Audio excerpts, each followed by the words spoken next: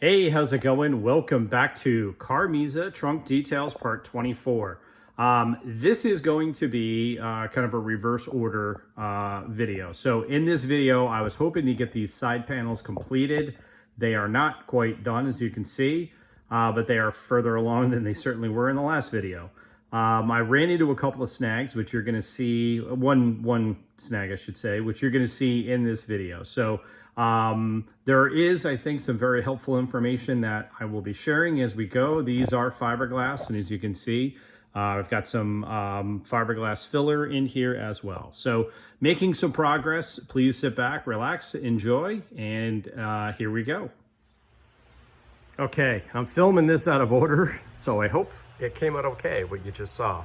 All right, so here is the prep for the fiberglass. So quick overview, I've got my larger 4x8 work table set up. I'm doing it at the edge of the garage, not outside because it's gonna be almost 100 today and sunny and a little hot. So I'm gonna do things in the garage with both doors open, well ventilated. Despite that, I've got my respirator. I never used one of these when I was in car audio and doing fiberglass, but I'll do it this time. And I'm just using polyester resin. There is also epoxy resin. Later, when we get into the dashboard build, we'll be using epoxy resin. We'll talk about that in a while. But for this, just polyester resin works good. I suggest Walmart is probably the cheapest place to buy it from what I found. Then I'm using these 2-inch chip brushes. Got these at Harbor Freight, box of 36. I forget, I think it was 10 bucks or whatever. Got my gloves. And then here's my really elaborate measuring system. I know that there are, some really good tools out there and dispensers and things like that that you can get. But this is, other than doing, I'm going to be doing some stuff on the trunk lid as well. We're going to be integrating an iPad in later and doing some fiberglass there. But this is really the only part of my build. So I'm going super old school. This is what I used to do. So I took a measuring cup and I measured out 10 ounces of water. I dumped the water in here and I marked this.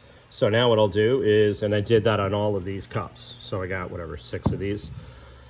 I'll dump in 10 ounces of resin and then put it in my hardener, stir it up, and that way I've got consistent batches. Nothing crazy, but it works. And it is the next day too. I know I said on the last video, closing that out, that I was going to get right to work on the fiberglass. There's some things I wanted to think about and kind of step away. If you notice right here, what I'm likely going to do is build this area in. So this whole thing is a relatively straight line here, right? And you can see where it's really kind of sucked in because of the way the fleece curves. I was thinking about just adding some cleats on the backside to kind of push this out. That way I need less. So I'm going to be using, I call it kitty hair. It's fiberglass filler. We'll get to that in a little bit during this video. But I'm going to use a filler to fill this in, and I'm going to need a lot of it. It's probably over 1 inch thick in like its deepest area. So I was thinking maybe I'll put in a piece of wood behind this, and I started playing around with that, and I said, nah, because I'm just going to, once I fiberglass this and then we work on like the final shape, that's again just gonna kind of organically kind of manifest. I want to do kind of a dip area here. I need to for the trunk bar, but I want to make it look like the whole thing is nice and smooth, and then there's just this area sculpted out for the trunk bar. I know it doesn't really look like that now, but that's what I'm going to end up with. That's why this is the shape it is, and it's functional too to allow space for that. So I'm going to leave it, and I'm going to go ahead and get these fiberglass. So with that, let me go ahead and get set up, and we'll start, as my buddy Joe would say, slinging some fiberglass. Okay, so I got my mask off just so you guys can hear me and I'm not all muffled. So I've got my resin poured in. If you've never used fiberglass resin, it's pretty easy. Don't be intimidated by it. It's a 2-part chemical reaction. You use 10 drops per ounce of it's called MEKP, methyl ethyl ketone peroxide, and that's the catalyst that basically hardens it. You may want to adjust the number of drops based on the ambient temperature. So again, where I am, it's hot, so I go just slightly less. Back when I lived in New York, I would go about 12 to 14 drops if it was like freezing or lower. I remember using a salamander heater in my garage, you know, to try to warm things up. So give it a good stir. I just have some disposable wood sticks. I use these for car painting stuff as well. All right, got that mixed up. Now I'll go ahead and brush this on. So what I'm gonna do is start from the top down because it's gonna have a natural tendency to kind of drip. So this, by the way, I consider to be kind of a monumental occasion for CarMiZa. It's the first time I've done fiberglass in the car, and here we go. That feels good. All right, so what I'm gonna do is brush it on and go nice and heavy. You want it to soak in and penetrate into the fleece. And this is where, if you remember, I got that wire that I built. It's 1/8 inch metal rod on the top. That's where this is really going to come into play, because I can put a little pressure on this, excuse me, and not really worry about, you know, the thing coming apart. I didn't glue it too. I see where some people will use glue to, like, even CA glue, which I've had some problems with certain CA glues reacting with polyester resin. So this way it's all mechanically fastened. The thing is solid as a rock, and I should not have any problems. Again, it's a little ugly because it's rough still, but that's where, in this video, we're gonna be doing I call it kitty hair, the filler, which is also a two-part. We're gonna be doing the filler and adding that in, and then the last part will be kind of finishing it off with Bondo, just basically your normal Bondo body filler. I'm going, if you notice on this edge, I intentionally left an overhang, and I'm going kind of like this because later I'm going to sand away this edge, and this needs to be a nice clean straight edge because of the way I'm going to wrap the carpet. And in some areas of the car it's going to roll over pieces, in other areas it's going to come straight out and meet up with the adjacent piece. That's all been pre-planned and determined. So all right, so from here I'm gonna just keep cruising along. If you guys remember too, I did my black perimeter along the bottom. That's gonna get fiberglass resin on it, which is okay. The whole thing there is just making sure that I've got a defined edge, that when I do all the body work, I don't sand that away and disrupt the perimeter of that, because again, that matches with the floor really nice. If you remember, I used the flush trim bit on the router and routed that all up. So this is pretty much the name of the game here. I'm gonna need a lot. I might go through, I'm putting it on really heavy because I want one nice kind of soak in coat, if you will. Don't be shy if you're gonna do this, because the whole point of this is for it to penetrate in. You don't need to do it from the back side if you do a thick enough coat on the top. And actually I'll flip this down like this at this point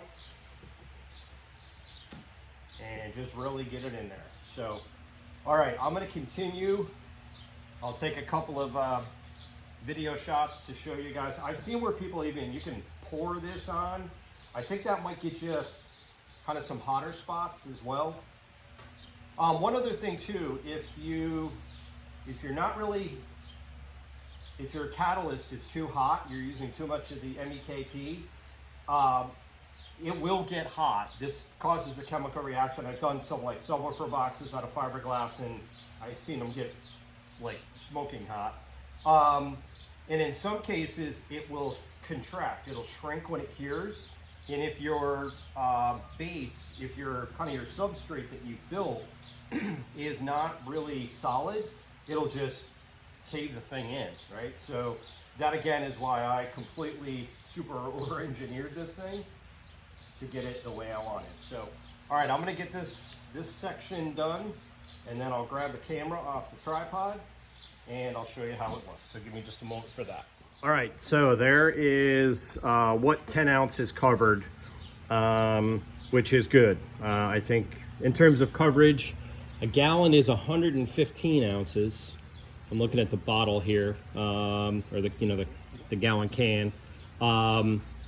So I've got 10 times that amount of coverage, so I should have plenty. That's almost probably a third of the panel, give or take. So get you up on the detail there. Got it really soaked in good. And again, this will cure up. You don't have a ton of open time, so it's already starting to harden. So, all right, I'm gonna go on, mix up another batch, keep going with the 10-ounce batches, and I'll show you what this one looks like when it's all painted up. Okay, panel 1 is resined up. I used 30 ounces total, and I'll show you in just a second. We'll go around and look at the backside, and it's just starting to kind of soak through to the backside. That's when I know I've got really good penetration into the fleece. Again, I'm looking at it on camera and it looks more pronounced where it's, you know, got these big waves and ridges that'll all disappear when we get in there with the kitty hair. So if you notice too, it is shiny and then certain areas are starting to become dull. You can see the difference there. That's an indication that it is curing, drying, if you will. I think you can also put it out in the sun. I think UV accelerates the chemical reaction between the resin itself and the methyl ethyl ketone peroxide. So I don't think I'll have to do that. I could tell it was kind of gelling up in I got my brush here. My brush is kind of hard, so that's a good indication that I've got just the right amount of catalyst. Again, you want a good amount of working time. I see where people go crazy and they go too much of the MEKP, and then you have a really short open time that you have to work with it. When you're doing a panel that's good size like this, you obviously want to have as much time as possible. So let's take a look at the backside too. And you can see kind of where, again, see where it's just kind of wet, just kind of coming through. That I think is good in terms of the penetration I've got. And then you can see along this top, all I'm gonna do, I'll cut away this extra, because once this is good and in place, this is, the top's not gonna move. So I'll go ahead and do that once I get the entire piece done. So now that I've got that one resined up, I'll go ahead and do this one.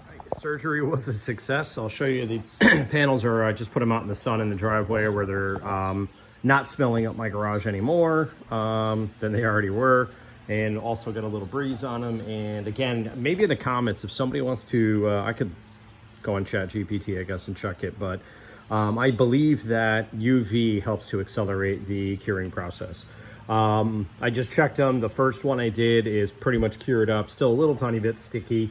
And the second one I just finished applying the resin. A couple of other quick things I wanted to mention, some helpful tips. When you go to open up your MEKP, notice, by the way, too, so I kind of tracked here's me just making lines for the number of cups of resin that I use. So 30 ounces per panel. There is 115 ounces, so I used a total of 60 ounces. So I used just under half of the resin, and if you notice, I've got just a tiny bit left in one of the two tubes. So I've used, again, what the manufacturer suggests. I would use a pin, a safety pin, something like this. You don't want the hole too big here because I count out the drops is basically the way I do it. Again, I know that there's probably some special fancy mixing cups and all that kind of stuff, but I want to keep it old school. So I used a pin. That's basically what I use. Also, one other suggestion, when you do your last coat, I coated both panels. Again, let's go out and take a look at them. I coated both panels, and then the last finishing coat, if you will, I ran that a couple of drops hotter, and that just makes sure it totally catalyzes. I don't know which one I did. This is the wetter one. And this one is, so you can see that's rock solid, right? Not rock solid, but very, very solid. Still a little bit tacky, it leaves a thumbprint in there, but that's okay. So the next thing we're gonna do during this video is I'm gonna go around and remove the excess on all the perimeter, basically the sides and the back. And then I'm gonna test fit it in the car, cross my fingers, make sure nothing got screwed up in terms of the fitment, make sure we're good there. I'll even put in the millbert floor just to make sure everything aligns properly. And then from there, take them out, and then we start filling in the areas and really coming up with the final shape. Sorry, a couple of other quick things I wanted to mention. Yes, the smell brings me back. I'm super, super nostalgic, and there's something about the smell of fiberglass resin curing. Totally brings me back to the old school 90s car audio. And this took about, just so you know, in terms of time, it took about 30 minutes per side. to be able to paint on the resin. So not very difficult, not very challenging to do. The biggest thing, again, if you're new to this and you're going to get into this, be very, very careful about the amount of the hardener you use. A few drops too much per ounce, and it can really make a mess and cause a lot of issues. Okay, all cleaned up. If you notice, I had a piece of big paper. I just got a roll of paper from Home Depot, I think. And that makes it nice to be able to clean up. I laid that on the table. Also, again, I recommend if you're new to fiberglass, I would do it outside if you can in the shade, or somewhere really well ventilated. I've got my fan cranked up here. So I've got the pieces outside. They're kind of on the other side there, out sitting in the garage or out in the driveway, and I'll let them cure up. I gotta go run some errands. When I come back, we'll trim away the excess around the perimeter that I talked about. Test fit them in the car. Fingers crossed, hopefully they line up and everything fits well in the car. And then from there, we can do the final build up and shaping. Okay, it's a few hours later and I am back from running my errands. One of the things I did was move my E55 into storage. The black Mercedes I've got, that car I normally just bring to car shows, and car shows don't really happen over the summer. So I'll tuck that away for the summer and, again, just try to focus more on CarMiZa as well. Panels came out great. They're rock solid, ready to go. So from here, the next step is going to be to clean up these three sides, and then I will test fit them in the car and make sure everything fits good. Do any tweaks I need to. Not a whole lot I can do to make adjustments now, so hopefully everything behaved. Again, look at this nice line. This came out really nice down here. Really happy with that. And everything looks good there. So let me put the camera on the tripod and I'll show you what I'm doing. I'm just using a 5-inch random orbital, and I've got 40 grit paper on it, and I got a 2-inch little DA with 40 grit as well. And then I'll go around and get rid of, the extra, if you will, on here. All right. So at this point, nothing super crazy. I'm just going to go around and start sanding. So here we go.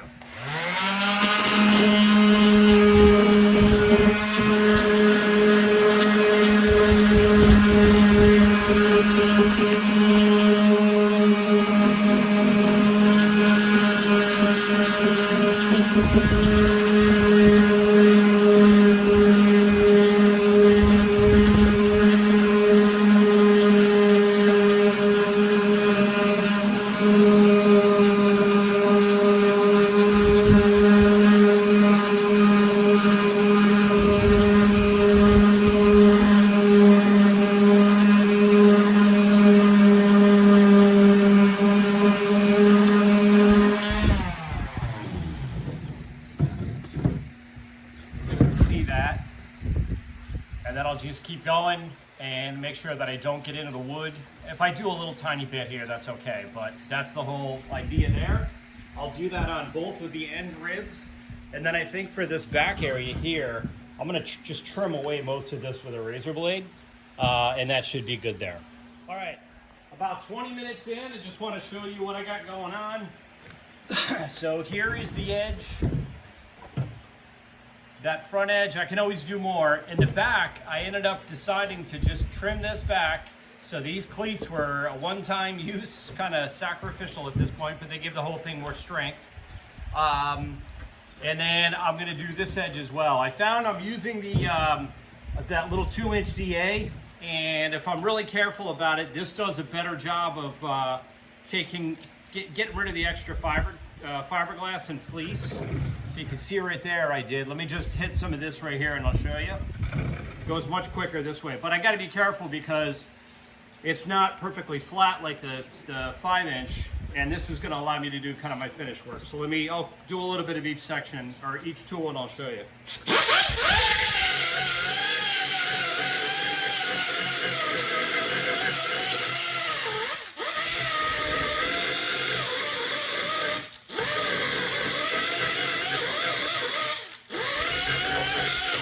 So I got my compressor off right now, I think, because I didn't want it to kick on during the video.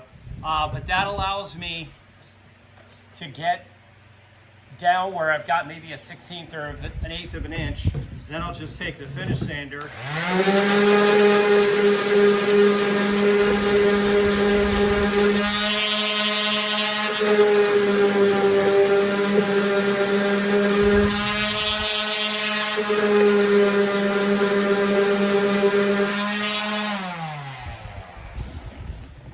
Maybe tough to tell on video, but that allows me to get right up to that edge using the rib as kind of my guide. So that's pretty much it. I'll get both of these done, and then like I say, I'll pull the millward floor out, put these in, mount them, and make sure everything looks good, and I'll check in with you then. You cannot realistically expect a job this big to go without setbacks here and there. You may have seen me have setbacks in the past, and I've got another one right now. What I feared has come true. Rib number 1 was really thin and not super strong, and despite me doing everything I possibly could, when the fiberglass cured, rib number 1 pulled on me. This side's not as bad, and so there's a bigger gap between. This is just roughed out. There's like a big gap right there. I can close that up. There's enough sanding material and kitty hair and Bondo to make any problem go away, any problem in the world. So I will get that solved. This side, I've got something is hitting because again, it did the same thing over here and it's not clearing. I think it's the back side of one of the ribs. The ribs at this point can go. They've served their purpose. This, I could remove all the ribs and this thing's gonna maintain its shape. It's still very solid. I'm not looking to do that, but I've got to figure out what's going on there. So definitely a bummer, but again, doing something this big, you're gonna have, you know, even if it's 10 steps forward and a couple of steps back, the rest of it fits good. So right there is exactly where the bolt would go in. The rest of it all looks good. It's just somewhere up there, it's gone haywire and it's lifting it up. So I am gonna do a bunch of tweaking here and I'll get back with you in just a bit. Oh, and by the way, my DA just totally died too. So I gotta run over to Harbor Freight and pick up another one. So, all right, wish me luck. I will check back hopefully with better news. Don't come in right now, it's kind of scary. Rib number 2 extracted. It was hitting the car, that was part of the problem. This looks fugly as all get out, but it will be precision when I'm done. Okay. Disaster avoided, I guess. So both sides are in, they're bolted in. I would say they're extremely close to being symmetrical, but obviously I've got a lot of filler to go. I've basically solved kind of the issues. This side was pretty rough with the back side of the rib number 2, which is why I just pulled it right out. This side I really didn't have to do anything. But this side, again, this is asymmetrical, and I was right up against the fuel hose thing coming in. So I guess I was trying to be cute by trying to tuck this up as tight as I could. That was the whole idea, but excuse me, man, it was tough. But all right, so I'm good there. They're both bolted in, they're both solid, they're symmetrical enough for right now. There's still a lot of filling to go. The next thing I need to do is take care of that gap that you can drive a truck in between the shock tower and the panels. I'm gonna think about this for a few minutes. There's a few different ways I can think of that I would fill that as efficiently and quickly as possible, and have it come out nice and solid and all that. So that'll be the next thing, and then once I've got that done, I'll work on the top perimeter, and then once the top is good, then it's a matter of filling everything in and doing the final shaping. So still planning on working on it quite a bit tonight, so hopefully I make some good progress. So all right, I'm gonna brainstorm on these shock tower fill-ins, and I'll see you in a bit. All right, I vacillated over different ways to solve the gap that I had with the shock towers. I was gonna do little aluminum cleats and all kinds of stuff. Ultimately, I realized I wanted something I could mill away if I want to some extent, to ultimately form the shape. So I went with just a strip. This is only about a 1/2 inch wide, just a strip of plywood in there that I had to shape and taper and do all that. So I did it on both sides. This one I only needed it from where about where the strut is down. This is, again, folks, I'll remind you, this is like the ugly stuff. I mean, I'll be the first one to admit, I had a problem that I needed to solve. These are big fiberglass pieces. They're, I don't know, well over 2 feet, 2.5 feet long. And, you know, crazy things can happen. So, and I'm okay with that. So, but what I'm showing you is, again, like the good, the bad, the ugly, but a lot of people may not show. So there is still a little bit of a little weird gap right there, just a little tiny bit. I need 1/8 of an inch there for the carpet. That little gap, I'll show you, that's going to be relatively easy to get rid of. I don't have it on this side. I'm exactly 1/8 inch just by shaping the plywood. So that's good. So the next thing we're going to do is we're going to start building out this shape, starting with this area. I'm going to kind of break this into kind of quadrants. So I'm going to go from this, I'm not really going to build up. I'll smooth this out. But again, I need to keep this area for the trunk bar.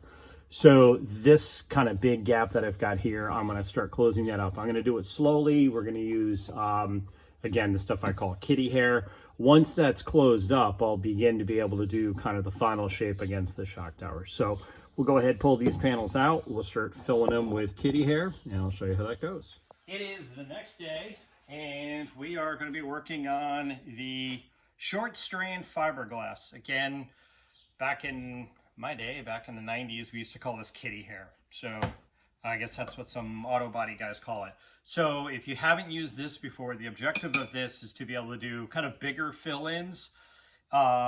It uses the same cream hardener as, or a similar one to Bondo. But for these large areas that I need to fill in, I wouldn't want to do Bondo because it's not, Bondo is just kind of intended for thinner kind of fill-ins. This is for more aggressive, kind of deeper areas, like especially this giant area I've got here. I kind of thought about this and give it, slept on it.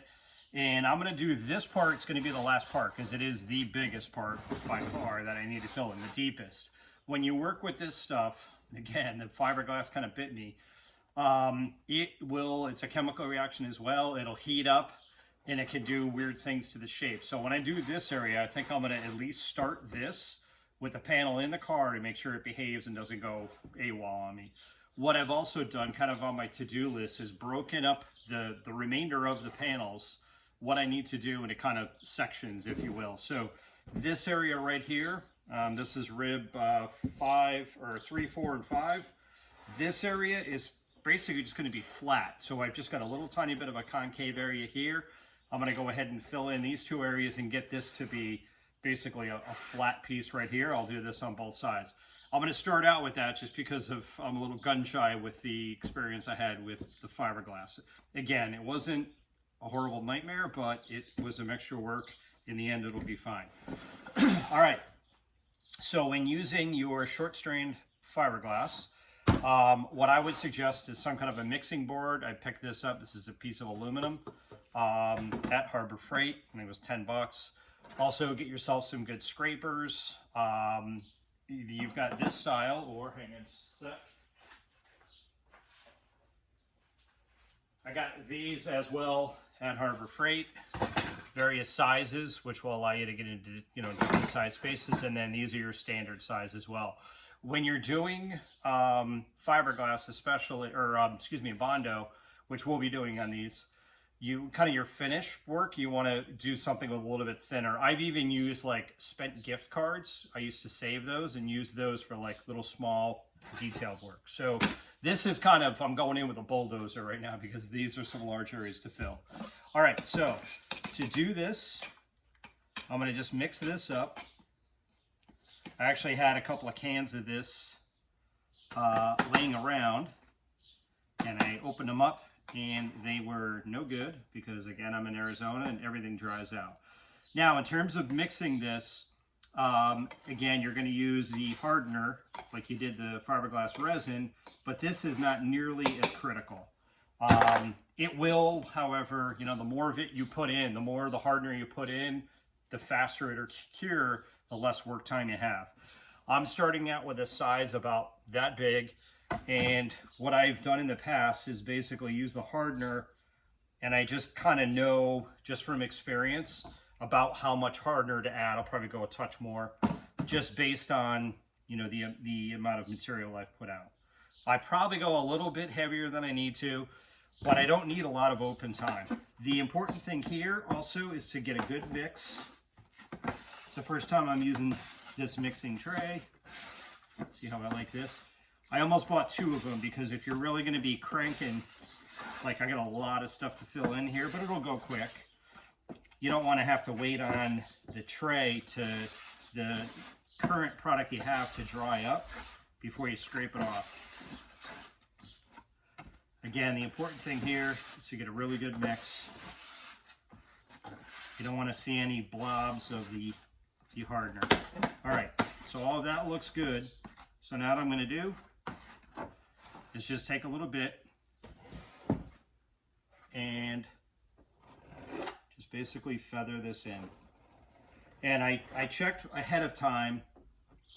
The scraper I'm using is pretty much exactly the same width as the distance between these 2 ribs and these 2 ribs. So my objective here is to just kind of fill in this flat area.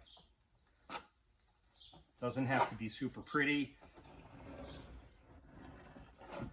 This is just my initial work. One of the things that you do want to be cognizant of here, the least amount of sanding possible. You don't want to put on 100% of material and sand away 80% of it, right? So, but again, when we're doing these big fill-ins, that's not going to be a concern.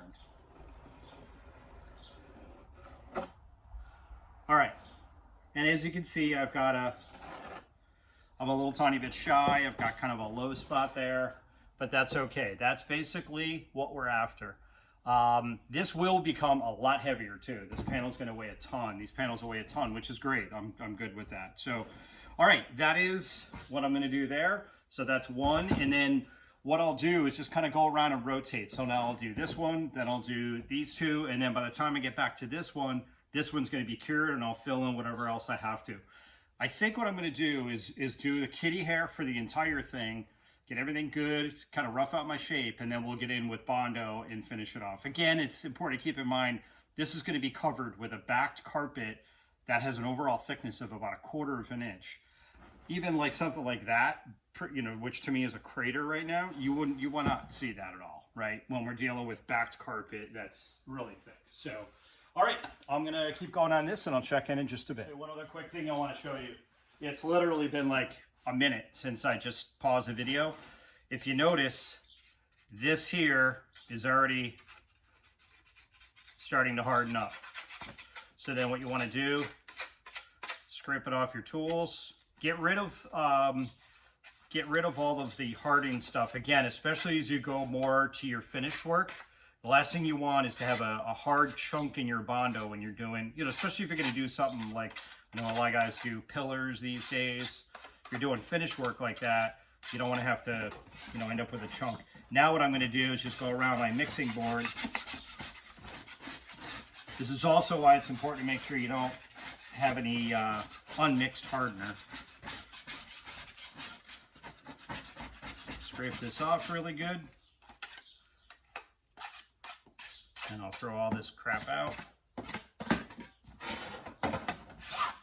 And now I'm ready for my next batch.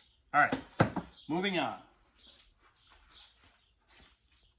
First coat of kitty hair in that area. And again, you can see I just mainly filled in this area.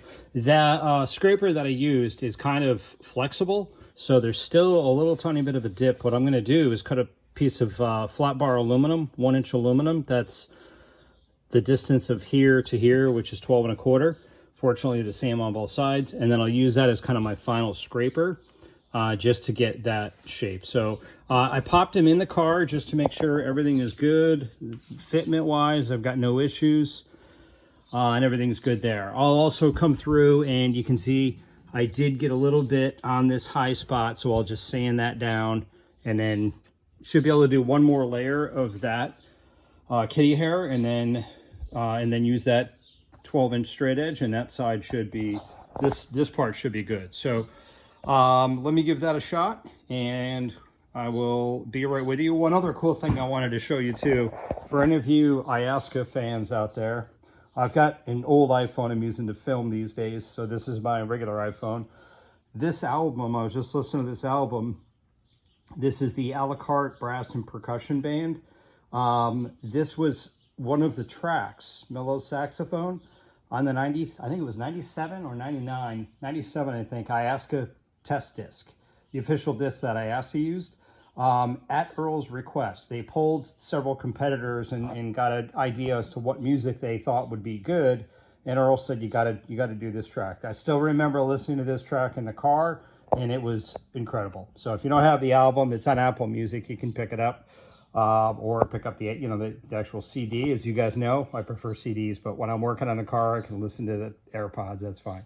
All right, let's continue on. Quick check in here. I want to show you what I'm doing, and I got to kind of work fast because I'm mixing up these batches. I'm down to almost the end of the can here, which is fine. Buy stock in this stuff, by the way, if you're because I'm going to be using it up quite a bit. That's fine. These things are going to be really, really solid. So what I've done is, you'll see in just a moment, I'll slide it over. I've got a couple of good coats on the areas that I'm working on, but there's still a pretty good gap. It's pretty, especially because this scraper is pretty flexible and it just kind of gives. So now what I'm doing is I want to fill that in, and my objective is to make it nice and straight and then symmetrical. So here's what I'm doing, and again, I'm working pretty quick. Cut myself a straight edge, that is the distance between the ribs, and it's made of 1/8" steel, so it's super solid. It's not going to flex like this scraper is. So now I'm going to mud up this section. Again, I haven't, the little bit I showed you on the scraper, I kind of forgot about. Other than that, I have not had any waste, especially because I'm going to probably go through a few cans of this stuff. I don't want to have a lot of waste, right? So here's what I do. Take my panel.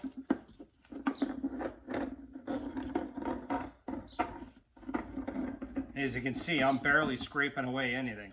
I loaded it up, and it's right up against that. There's less, maybe 1/8 of an inch.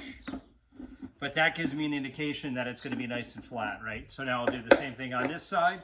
I've already done it to the other panel in the car, and that's going to give me, ideally, when it's all done, a nice perfectly straight edge right here. That's what I want. All right, I'm going to continue on with this. All right, quick check in on the this one section. This is coming out really nice. So as you can see, I've got a bunch of kitty hair in there. Used a bunch. I used a can per side. These things are probably a little bit more than 1/4 of an inch thick. They're going to be like rock solid. So again, when I go to carpet these, I don't want any risk of them falling apart. That's not going to happen. If you notice, what I did again is I took my piece of steel, and you can see it's not perfect yet, but again, this could probably be carpeted as it is and be fine, but it's really, really good. And if you notice, it's kind of white. After I applied the filler, I have a 12-inch ruler that's kind of got a sharp edge, and I use that to just gently scrape off the high spots, just minimizing sanding and the amount of time it takes. So this didn't really take, this took maybe a couple of hours tops to do everything that you've seen. The top edge is pretty nasty right now, but I'll show you what I'll do to take care of that. I've got something planned for that. So at this point, I think both sides, the majority of this section is ready for Bondo at this point. So now I'll do the same thing and just feather in the Bondo. That goes a lot quicker because, it's just a really thin coat. So, and again, notice you can see right where my ribs are. I did sand this down just to get a really nice consistent edge where my ribs were. Because those kind of define the shape. So liking that so far, and we'll keep moving along. All right, very sorry folks. I was hoping to get these things done, these side panels done in this video. I just took a look at how much footage I've got so far, and after editing, it's gonna be about 40 minutes.